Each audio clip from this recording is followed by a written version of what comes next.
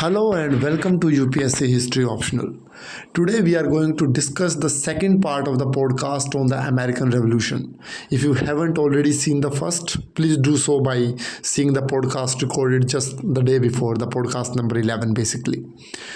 So, in that podcast, we had discussed the evolution of the revolutionary sentiments in US, and today we will discuss the further strengthening of those revolutionary sentiments in the late 18th century 13 colonies, which later came to be known as United States of America.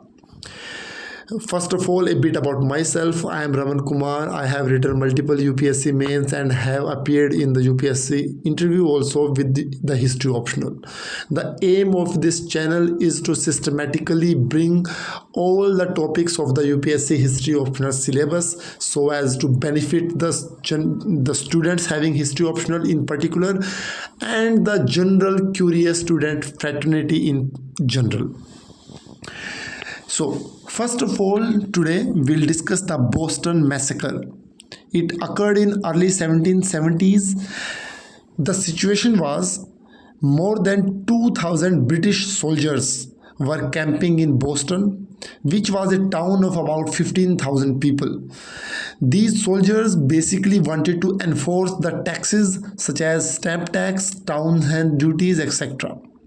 However, owing to the popular revolutionary mood, the skirmishes became extremely common between the people and troops at one hand, and between the American patriotic troops and the British loyalist troops at the other. This is a very important thing in the US revolutionary times.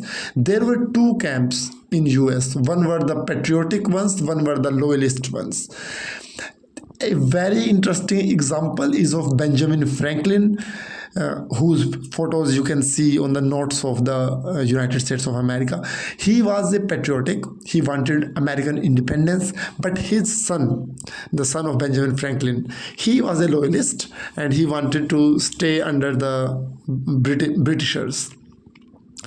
So basically, there was a particular day in March 1770 when these routine skirmishes turned bloody and the soldiers opened fire on the 5 colonists who were killed. Actually, the exact sequence of the events is not definitely known till now, and the versions vary about who started it first. For example, the commander of the troops who are alleged to have fired on the people, the commander was Preston. So later he was jailed also on this charge. So in the jail he wrote a diary wherein in the diary he said that the things did not happen the way they are being told to people. On the other hand, the leader of the radical American organizations, most radical of them was the Sons of Liberty, and his leaders such as Samuel Adams, John Hancock, etc. They blamed the troops basically, and they accused that the troops had murdered people in a very gross manner, and these people incited the colonists further to keep fighting. So later the trial happened of the soldiers who opened the fire allegedly, and a very famous personality of the American Revolution, Sir John Adams, who later became the president of America. So he defended them. He was their lawyer. So he basically said that they deserve a free and fair trial. So even if the general sentiments in the Boston were very much against these soldiers, but Sir John Adams ensured that a free and fair trial is conducted, and lighter punishments were given to these soldiers ultimately, because there were so many contradictions among the accounts of eyewitnesses, right?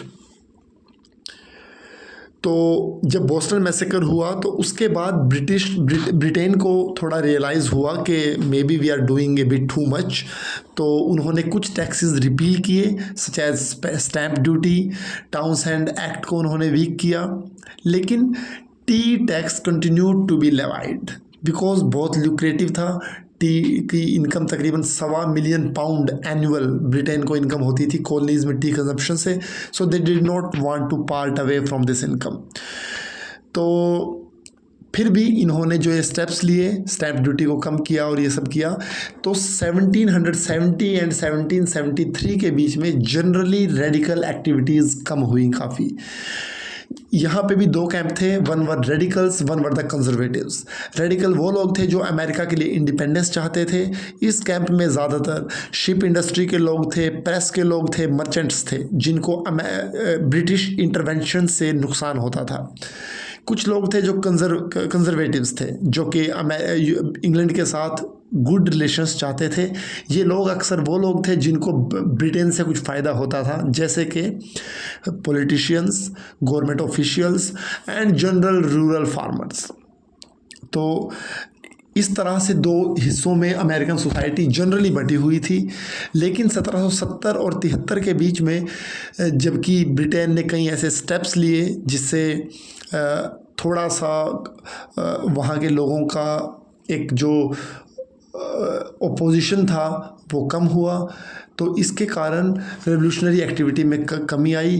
Conservatives के number बढ़ गए और जो radicals थे इनके number काफ़ी कम हो गए.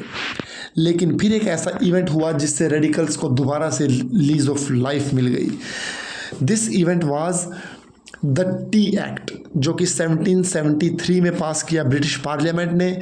और इसने बोला कि ब्रिटिश ईस्ट इंडिया कंपनी को इसने मोनोपोली दे दी टी बेचने की अमेरिकन कॉलोनीज़ में, और ड्यूटी फ्री टी वो बेच सकते थे, जिसके कारण एक virtual monopoly British east India company की वहाँ क्रिएट हो गई.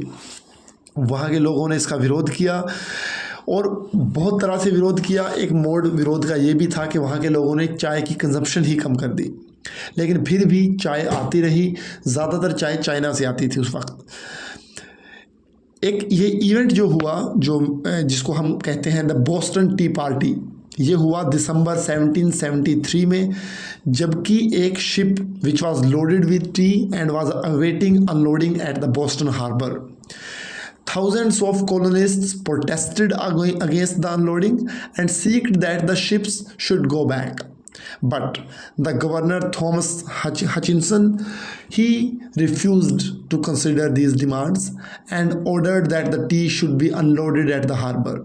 So in this backdrop, a large number of activists of the radical organization that I just told you about, the Sons of Liberty, they boarded the ship in the midnight and drained all the chests of the tea, which costed about £15,000 at that point of time.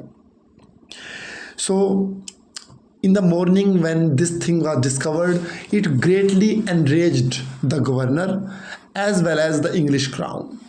So in retribution, what British Parliament did, they passed several coercive acts. So from here the things started moving downhill. So the British Parliament passed the things like they closed Boston Harbor until the tea lost in Boston party was paid for. They ended the Massachusetts Constitution and ended free election of the town officials. They moved judicial authority to Britain and the British judges. So they basically created a martial law in the Massachusetts. They reintroduced the Quartering Act, in which the British troops were to be mandatorily provided accommodation by the local population of the colonies. So basically all these steps created a very negative impact in the minds of the people of the American colonies. Even people who did not support the activities done by the Samuel Adams and his party in the Boston Tea Party, people like Benjamin Franklin, George Washington, they did not actually support the activities of the Samuel Adams. In fact, they condemned it. They said that whatever was done in the Boston Tea Party was not right. But the coercive things brought by the British united them all, and ultimately a continental congress was convened in September 1774. Delegates from all 13 American colonies except Georgia met in the 5A Convention Center in Philadelphia, and now they gather to discuss the strategies to resist British oppression. And from here everything begins. Then the Second Continental Congress happens, and then the War of Independence, and so on. So a little fun fact here is that while this Boston Tea Party of 1773 is very well known, there was another Boston Tea Party in March 1774, which was also organized in Boston, and another ship was totally, the whole tea was drained into the sea. But this is not very well known. So now the real war for American independence begins, and we will discuss this in the next video, in which we cover all these congresses and then the whole of war, and thereafter in the next video we may move to the constitution formulation of America. So this was it. In case you want one-to-one history optional consultation as well as mentorship, you can contact me on the WhatsApp number given in the description. Thank you.